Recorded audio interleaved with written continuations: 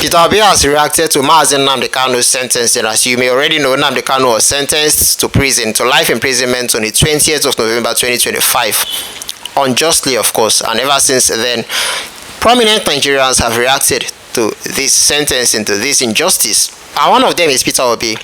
Yesterday, he had this to say: Kanu's conviction at a time like this. The news of Nnamdi Kanu's conviction should compel every well-meaning Nigerian to pause and reflect. This is coming at a time when our beloved nation is facing severe economic hardship, insecurity, and the consequences of poor governance. Priorities. This government has never had its priorities straight. Never. They don't prioritize health. They don't prioritize education. They don't prioritize raising the standard of living of the people, putting the economy in better shape. No, they don't prioritize that. The house is burning, they leave it and start chasing rats. He continued, rather than reducing tension, this unfortunate development may well only aggravate it. I have always maintained that Nnamdi Kanu should never have been arrested. Never. His arrest, detention, and now conviction represents a failure of leadership and a misunderstanding of the issue at stake. For years, I have consistently argued that dialogue, constructive engagement, and inclusive governance offer the path to lasting peace. Coercion becomes necessary only when reason has been exhausted. In this case, I submit that the reason was not only not exhausted, but was probably not explored at all, or not even fully explored. Of course, like I've always said, if you're from the south, especially from the southeast, and it's time for you to face trial, the sleeping laws of Nigeria become very active, very agile, and they go into work. They work over time to make sure that you face justice, you face the full wrath of the law for whatever crime you are said you are said to have committed. But when you're from the north, it's a different ballgame entirely. This same very active law becomes asleep. It goes into slumber.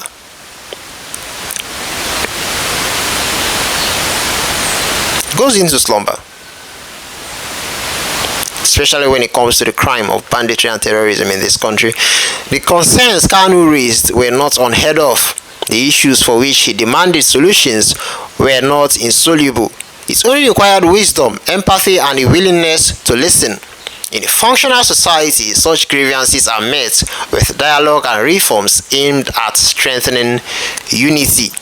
The government's approach has only deepened mistrust and created an unavoidable distraction at a time when citizens are overwhelmed by harsh economic realities and insecurity. While some may insist that the law has taken its course, leadership often demands more than a strict mechanical application of the law.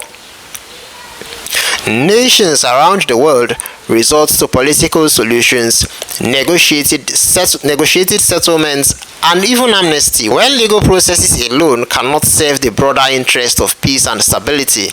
Nigeria is not an exception. The handling of Kanu's case mirrors the government as a man trapped in a hole, but who, instead of looking for a way out, keeps digging deeper.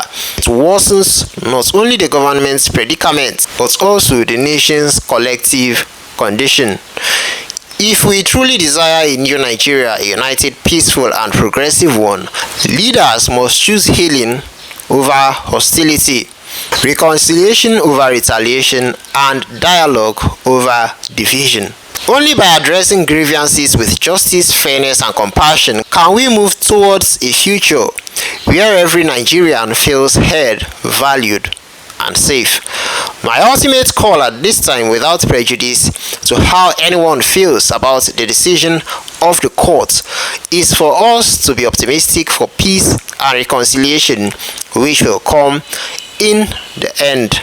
I am also saying thereby that the presidency, the council of states, and credible statesmen who love this country and who are interested in cohesion and inclusivity should rise to the occasion for a lasting solution. Peter Gregory Onwabasi, Ubi. Nice speech if you ask me, a lovely speech. The words you'd expect from a man like Peter Obi regarding an issue like this. Now that said, nobody is saying that Nnamdi Kanu didn't commit a crime, that he doesn't have some wrongdoings. But all we are saying is that what is good for the goose is good for the gander. Because how is it that some persons who have committed worse crimes from a certain region of the country are not only pardoned but given immediate employment and even promised the presidency, that they can aspire to any position in this country and even become the president of this country? But here we have another man being sentenced to life imprisonment, the full extent of the law being brought upon him, an old law that is said to have been amended. He was meant to face that law, and they were even going for the death penalty. The federal government, the same government that is pardoning and recruiting terrorists from the north, was even going for the death penalty for Nnamdi Kanu. So like I said, why is that so? What is good for the goose is good for the gander. Like I've always said, why is there a separate law for a certain group of people and a separate law for another group of people in the same country? In the same country, a country that is said to be one. How? Why? That is the question that a lot of persons have been asking regarding this judgment, regarding the sentencing of Mazi Nnamdi Kanu to life imprisonment. How? Why? If he were from the north, would he have gotten the same treatment? Would he have gotten the same sentencing? Would he have been moved from Abuja to Sokoto if he were from the north?